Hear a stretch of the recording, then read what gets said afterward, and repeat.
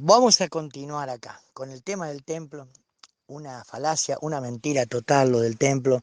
Simplemente que creo que es un elemento muy adecuado para que los mercaderes y los pastores hagan estrago a la iglesia.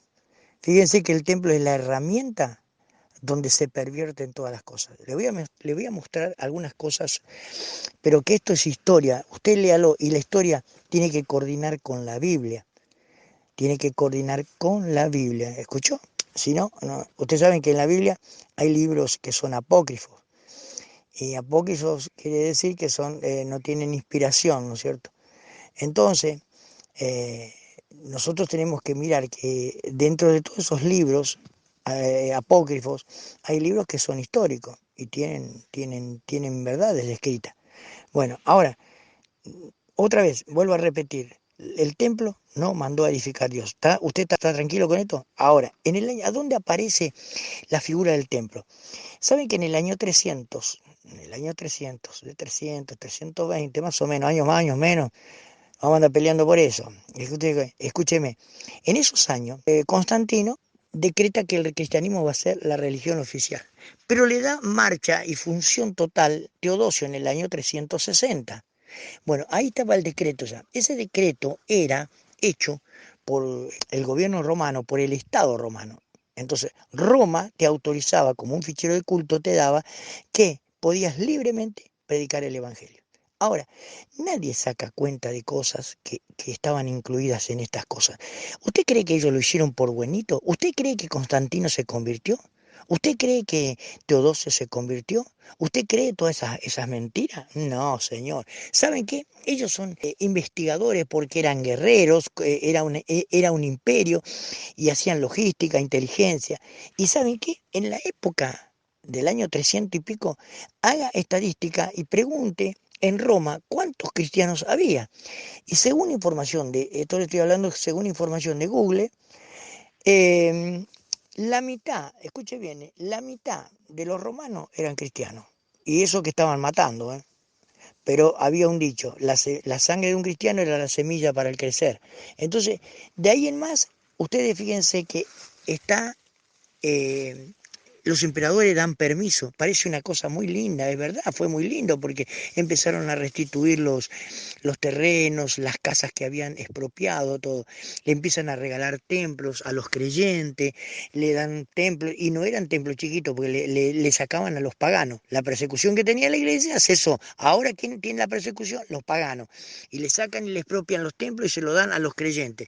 Parece que fuera una bendición, pero no fue una bendición, porque de ahí en más la iglesia se casó con el Estado y el Estado empezó a tomar parte y fuerza cada vez más, hasta que llegamos a esta altura y tenemos todos los problemas que tenemos. Le voy a hablar de algo muy importante que combina con esto, ¿sí? Ahora, esto es importante tener en cuenta que la historia, uno tiene que leer la historia y tiene que saber por dónde transita todo esto. Estoy hablando del templo. Saben que Helena, la mamá de Constantino, fue una de las que edificó el santuario en Jerusalén. Y ella fue a buscar inclusive dónde estaba el cuerpo de Jesús. O sea que acá hay algo que no coincide con la palabra de Dios. Entonces, si nosotros vamos a darle crédito a todas esas cosas, no podemos decir que esto está en la Biblia, de ninguna manera. Bueno, acá retomamos y volvemos al hecho de que en el corazón de David, que amaba a Dios porque él tenía un corazón cerca de Dios, dice, Dios permitió, tenemos que ver siempre la parte permisiva y la voluntad plena de Dios. La parte permisiva es una cosa, la voluntad plena de Dios es otra cosa. Le voy a dar un ejemplo de eso.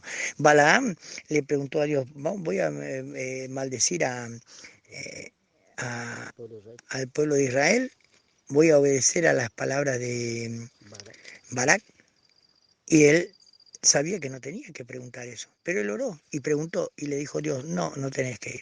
Vuelve de nuevo a preguntarle, después le dije, ¿y puedo ir? Y dice, no, no, no, no. La tercera vez viene y pregunta y Dios le dice, sí, anda. Y bueno, ustedes fíjense todo lo que pasó después. Entonces, nosotros tenemos la parte permisiva, que bueno, Dios permite, pero eso no significa que sea la voluntad de Dios. La voluntad de Dios es plena. Saúl no era para ser rey, fue la voluntad permisiva. Entonces, siempre tenemos que tomar en cuenta todas esas cosas.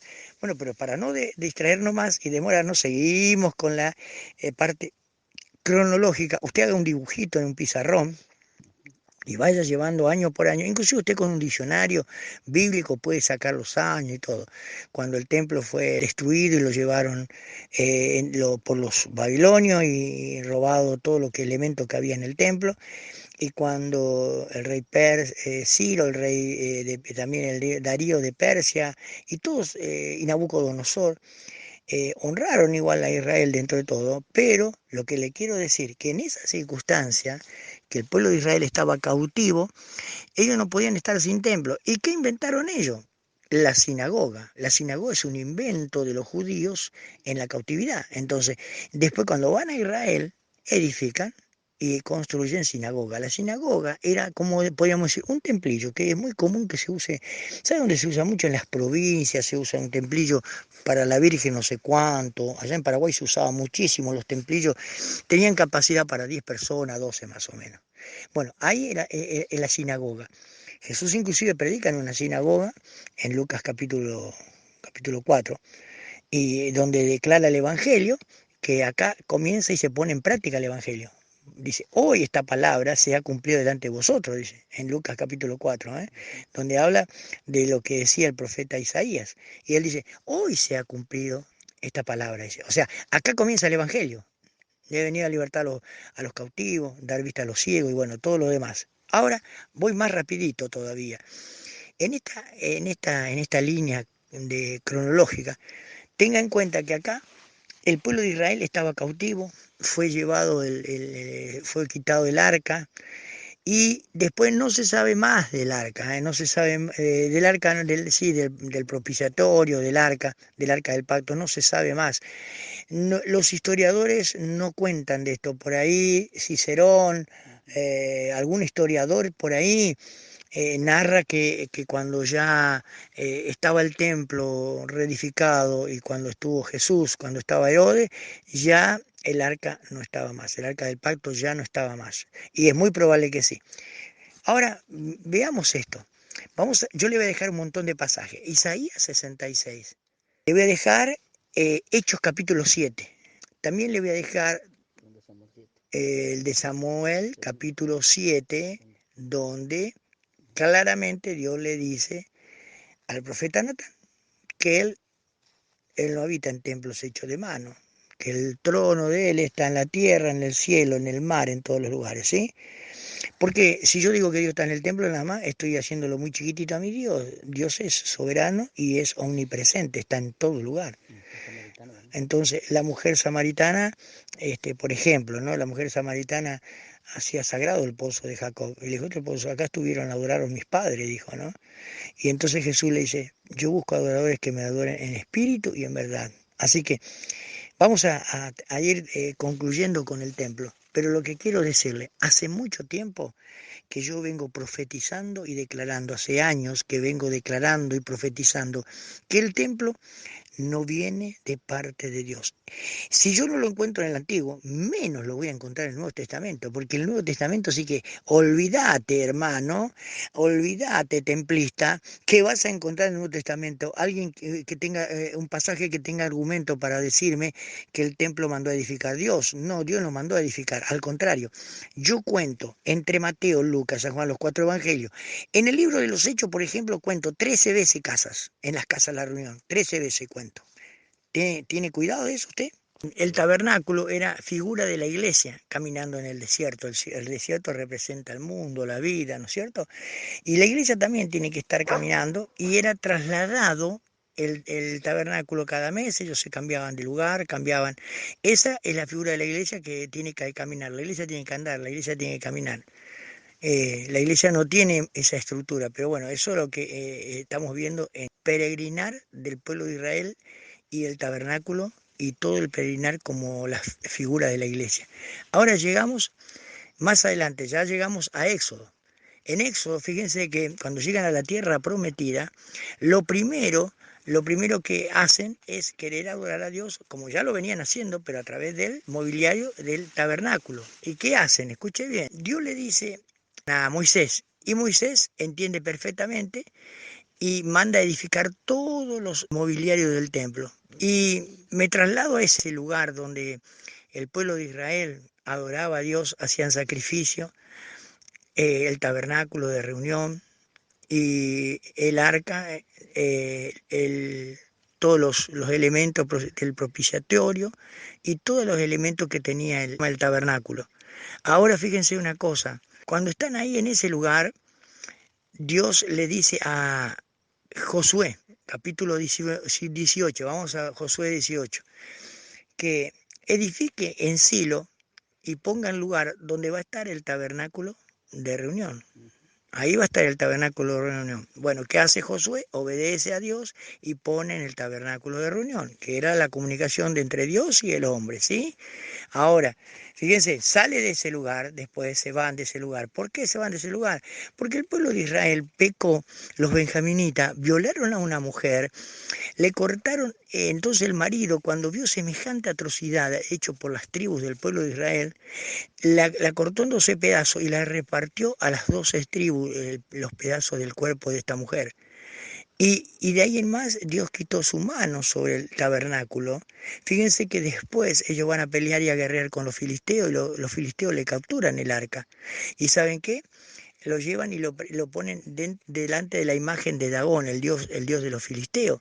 ¿Y qué pasaba? Todos los días Dagón estaba en el suelo. Actuaba sistemáticamente el tabernáculo.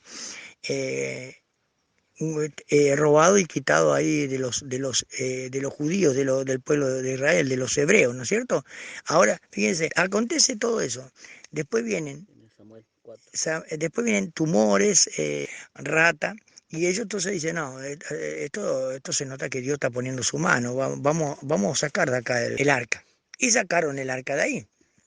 Y lo llevaron, nos llevaron a Silo de nuevo, sacaron a Kiriajerim llevaron el arca, ¿sí?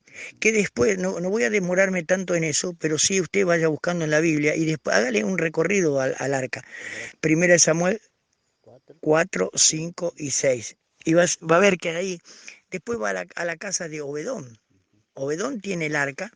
En la casa de Obedón, fíjese todo el trayecto del arca, bueno, es terrible, ¿no? Pero al margen de todo eso, cuando llega a la casa de Obedón, después de ahí, vamos a seguir más rápido, pasa a estar el arca de Jehová, vas a estar en Jerusalén porque David dijo en su corazón, voy a edificar casa a Jehová, no puede ser que yo viva entre cortinas. Segunda de Samuel capítulo 7, dice, yo no puedo vivir yo vivo en casa de cedro y el arca dentro de cortina, y se le voy a edificar un templo a Dios. Y Natán le dice a David, bueno, haz todo lo que te parece bien, porque la verdad que Dios está contigo. Pero sin embargo, después Dios le habla a Natán y le dice a Natán, dile a mi siervo David que yo no necesito templo. Yo habité siempre entre cortinas, en el tabernáculo, siempre habité, mi presencia estuvo a través de las nubes, del fuego de noche para calentar al pueblo, siempre estuve. No necesitas un templo. Y bueno, y David en su amor y en su búsqueda de hacerle un templo a Dios, hizo plano, en la cual él dejó ese plano, y después su hijo Salomón edifica el templo.